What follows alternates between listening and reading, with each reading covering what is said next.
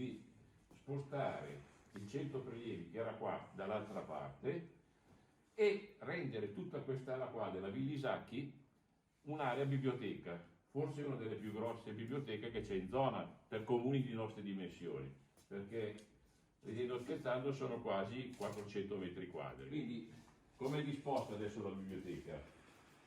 Questa qui sarà una zona soprattutto di lettura per i ragazzi.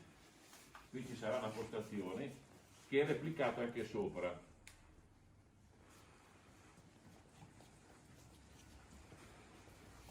Quindi ci sono delle sale che poi dopo verranno attrezzate dove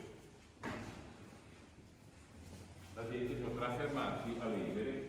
Non solo, l'ultima parte che manca è la sistemazione del giardinetto fuori, che da questa sala qua si può accedere al giardinetto fuori e quindi utilizzare questo spazio qua nel periodo estivo, primaverile, autunnale, fuori poter leggere. E qui abbiamo buttato giù tutto, per cui è venuto questo open space. Lo vedi? E soprattutto, vedete quanti libri ci sono? E poi dopo uno può riprendere anche delle immagini e diventa uno spazio.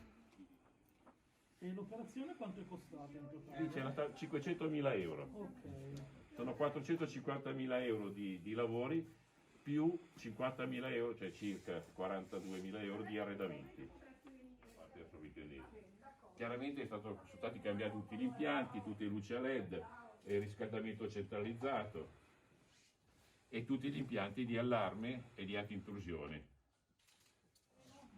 No,